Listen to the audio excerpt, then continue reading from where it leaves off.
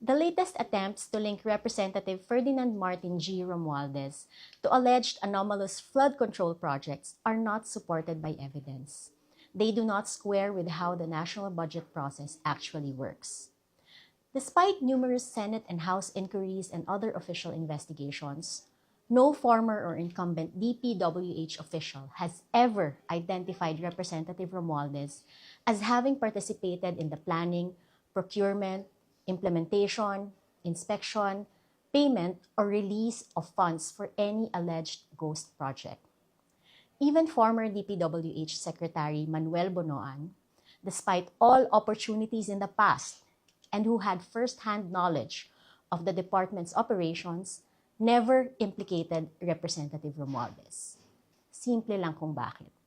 Because Representative Romualdez was not involved. The issue traces back to the national budget process. Sa prosesong yan, no single person, not even the Speaker of the House, can control. The National Expenditure Program is prepared by the executive through the DBM and implementing agencies including the DPWH. Once submitted to Congress, it is deliberated upon both by the House of Representatives and the Senate. No speaker can dictate upon cabinet secretaries. Neither can he dictate upon senators who exercise their own independent constitutional mandate. Sila po ay pantay-pantay dyan bilang elected officials. Primus inter pares.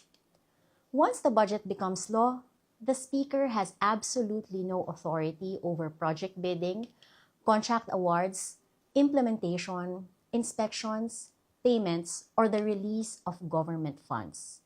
Hindi niya po saklaw ang pagpaparelease ng budget. Those are functions vested by law in the executive branch.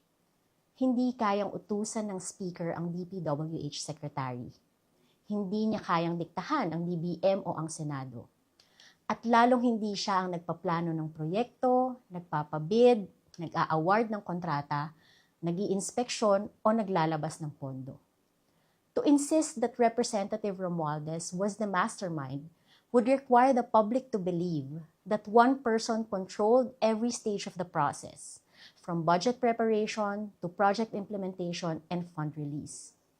Ang gustong palabasin ng iba, parang iisang tao ang may hawak ng buong gobyerno. Hindi po ganoon ang ating konstitusyon. If there were irregularities in any infrastructure project, then those who actually exercised legal and operational authority should be identified and held accountable. Accountability must follow the evidence, not political convenience. Kung may nagkasala, papanagutin natin. Pero wag natin gawing shortcut ang paghahanap ng isang malaking pangalan para lang may maipakita sa publiko. Representative Romualdez is being portrayed as the convenient excuse and political scapegoat despite the absence of evidence linking him to the alleged anomalous projects. At the end of the day, justice demands only one standard.